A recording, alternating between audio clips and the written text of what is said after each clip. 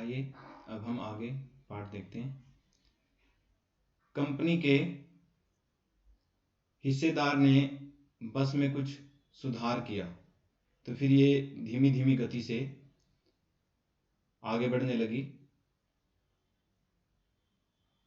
आगे पीछे से कोई गाड़ी आती दिखती तो एकदम किनारे पर खड़ी हो जाती। धीरे धीरे बस की लाइट कमजोर पड़ने लगी, बस का प्रकाश कम होने लगा। उसी चांदनी रात में वह रास्ता टटोलते हुए इस प्रकार आगे बढ़ने लगी मानो वह रेंग रही हो। आगे पीछे से कोई गाड़ी आती दिखाई देती तो वह उन गाड़ियों को रास्ता देने के लिए किनारे पर खड़ी हो जाती, मानो इस प्रकार उन गाड़ियों के प्रति आदर भाव प्रकट करते हुए कह रही हो कि निकल जाओ बेटी, अब अपनी उम्र नहीं रही। अचानक पुलिया पर पहुंचते ही बस के साथ एक घटना घटी। उसके एक टायर में पंक्चर हो गया। टायर फिस होना, टायर पंक्चर होना। वह बड़ी जोर से हिलकर रुक गई। अगर बस, स्पीड का अर्थ है गति, अगर बस तेज गति में होती तो उछलकर नाले में गिर सकती थी। नाले में गिरने का डर था, नदियां नाले में वो गिर सकती थी।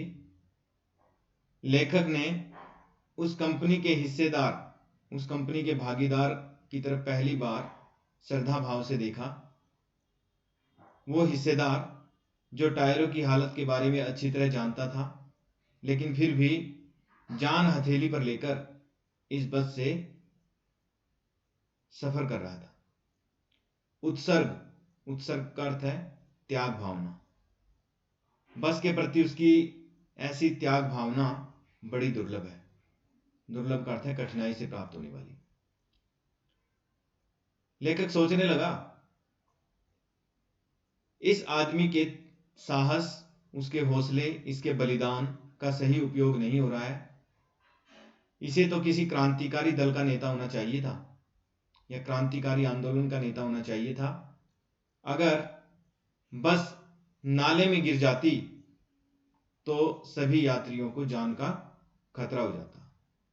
अगर यात्री मारे जाते तो मानो देवता भी उनका बाहां पसारे हुए इंतजार करते और ये कहते कि वह महान आदमी आ रहा है जिसने एक टायर के लिए अपने प्राणों का बलिदान कर दिया, परंतु टायर नहीं बदला।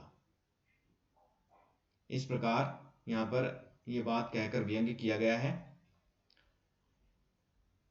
फिर इसके बाद दूसरा घिसा हुआ टायर बस में लगाया गया। बस फिर से चल पड़ी।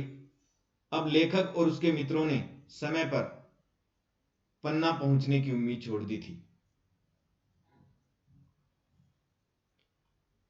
पन्ना क्या, अब उन्हें कहीं भी पहुंचने की उम्मीद नहीं रही थी।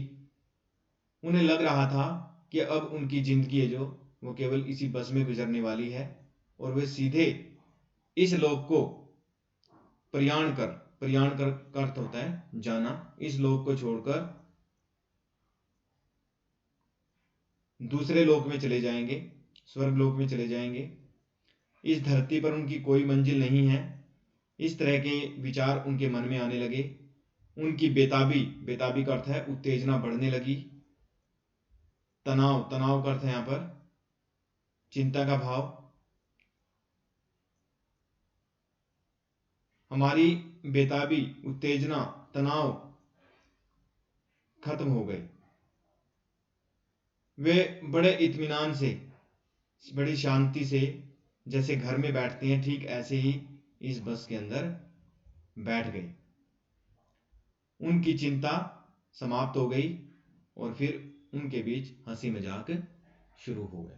कहने का मतलब ये है कि जैसे ही पुलिया पर घटना घटी, टायर पंक्चर हो गया, बस गति में नहीं थी, वरना वो नाले में भी गिर सकते थे, यात्रियों की जान भी जा सकती थी। तभी लेखक ने कंपनी के हिस्सेदार की तरफ श्रद्धा भाव से देखा। उसकी त्याग भावना को सराहा, जो एक टायर बदलने के बदले अपने प्राण भी देने के लिए तैयार था। लेखक ने सोचा, ऐसे व्यक्ति को तो किसी क्रांतिकारी दल का नेता होना चाहिए। दूसरा घिसा टायर उसमें लगाया गया। अब यात्रियों को पन्ना तो क्या, कहीं भी पहुंचने की उम्मीद नहीं थी। उनकी बेताबी खत्म हो गई थी, तनाव खत्म हो गया था। वे घर की तरह उस बस में आराम से बैठ गए थे। उनकी चिंता भी समाप्त हो गई थी। अब उन यात्रियों के बीच हंसी मजाक शुरू हो गया।